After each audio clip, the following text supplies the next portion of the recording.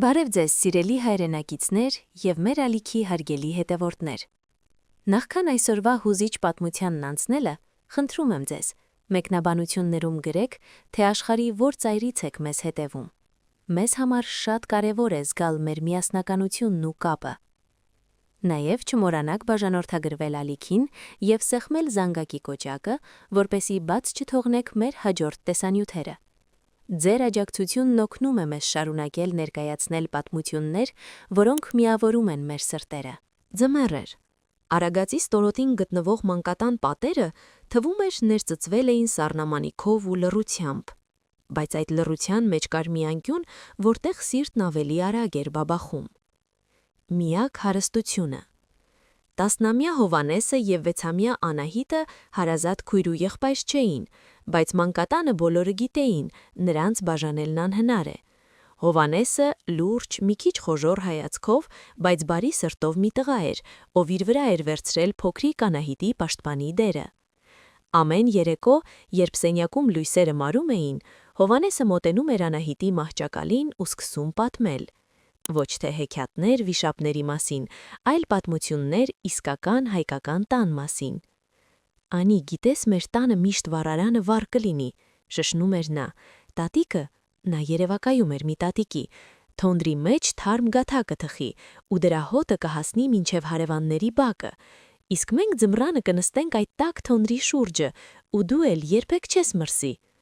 Անահիտը սեղմում էր եղբոր ձեռքն ու քնում, երազում տեսնելով այդ տաք գաթան ու վառվող օջախը։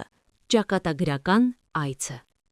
Մի օր մանկատուն եկավ մի տարեց ձույկ, վարպետ Գևորգն ու նրա կինը, Մարիամը։ Նրանք գյուղից էին, պարզ, աշխատավոր մարդիկ, որոնց ձեռքերը հողի ու աշխատանքի հոտն էին բուրում։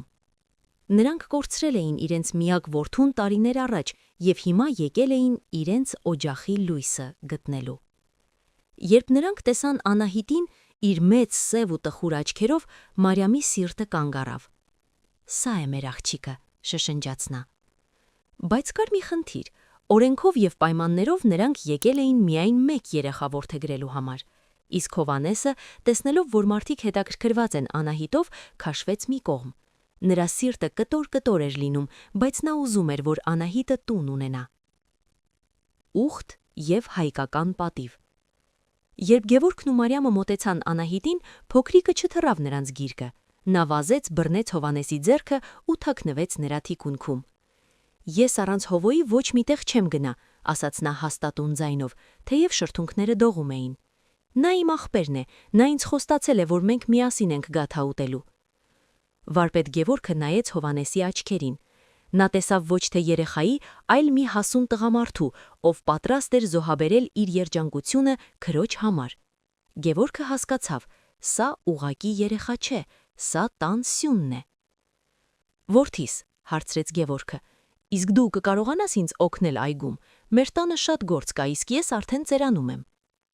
Հովհաննեսը գլուխը բարձրացրեց, նրա աչքերում փայլ հայտնվեց։ «Ես ամեն ինչ կանեմ, վարպետ, ես ուժեղ եմ»։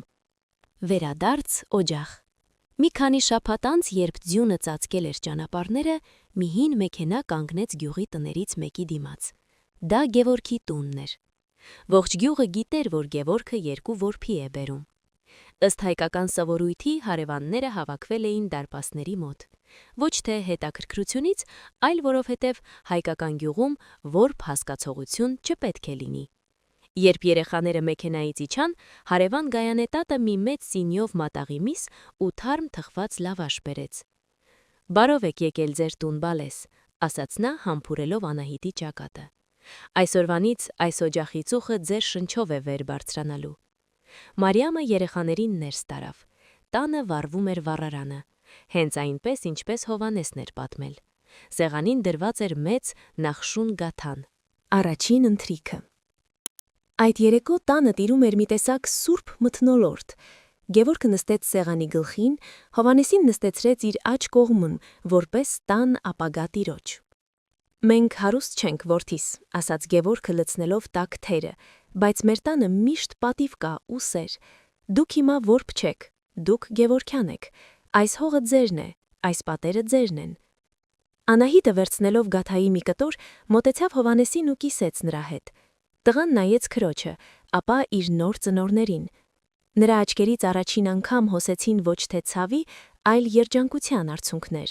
Նա հասկացավ, որ իր պատմած հեքիաթն իրականություն դարձավ, որովհետև հայկական օջախը երբեք չի սառչում, քանի դեռ կան մարդիկ, ովքեր պատրաստ են բացել իրենց սիրտը։ Այսօր Հովհաննեսն արդեն գյուղի լավագույն վարպետներից է, իսկ Անահիտը տան զարդը։ Նրանք ամեն տարի Սուրբ Ծննդին գնում են այն նույն մանկատունը, իրենց հետ տանելով տաք գաթա ու մի մեծ հույս, որ յուրաքանչյուր երեխա մի օր կլսի այն բաղձալի խոսքերը. «Արի տուն, բալես»։